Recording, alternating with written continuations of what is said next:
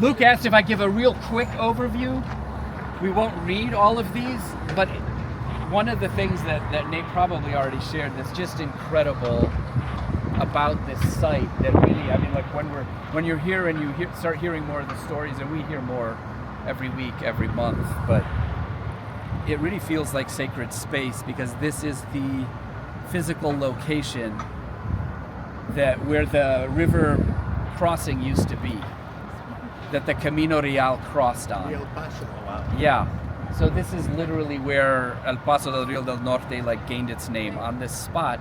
But of course, it the Camino Real was layered on top of indigenous pathways that pre-existed it. But the Spanish then formalized it as the Camino Real for 250 years under Spanish control. But this, we won't read it, but that monument basically says this is where the Spanish arrived in 1598.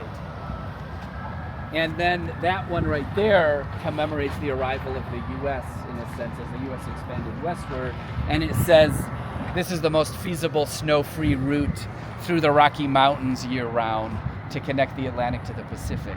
So it's where Manifest Destiny swept westward, and so it became this crossroads. And they even named it there, El Paso del Norte was for the U.S. was like the passing through the mountains, but it used to be El Paso del Rio del Norte, like the crossing of the river. So it was the crossing of the river and the crossing through the mountains that intersected. But it's sort of monumental because it's like the initial wave of European arrival, colonization under the Spanish, and then 250 years later, the next sort of westward expansion and colonization by the U.S. that met right here. And then this monument, this marker here, talks about Simeon Hart, who built a mill here, and then later this house a couple years later. And he came out with the U.S. during the U.S.-Mexico War, was injured during the war, but then built a mill right here within a couple of years of this being U.S. territory.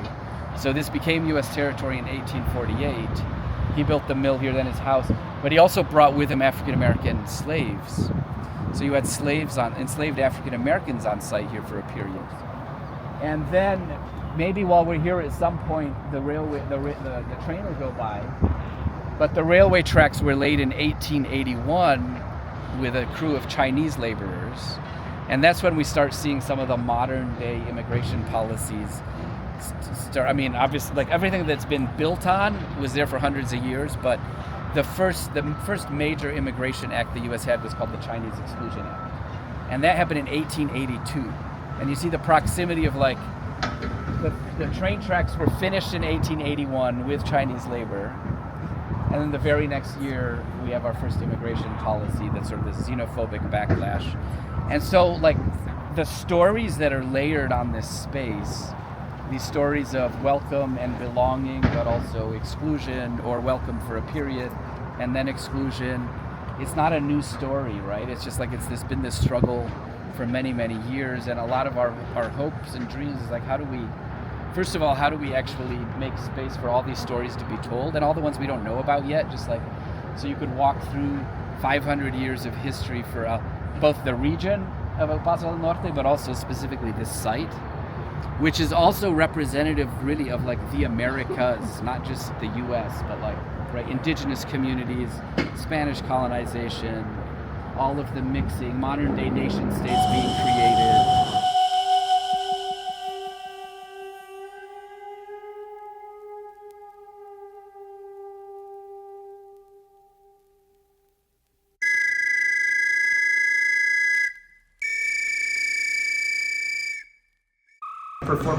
Performing artists who know these dances and can bring this painting to life.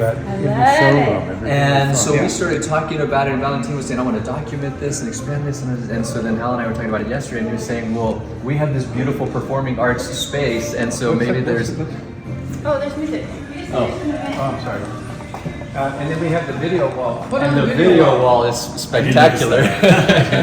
So started talking about bringing David and Valentin and making like a 6-minute, video of the thing and explaining the mural and having the dancing. I just thought it would be nice to have dancers on the stage that when he puts together the video, that he can take snippets out of things that you've done or things that we can do, and then and then marrying them with the showroom. Yeah. Well, this is a beautiful stage because it's intimate and yet it's small, I grant you, Yeah. but it's intimate and it's raised, and so you get really in the nice. Oh, and we have chairs in case there's an space. audience.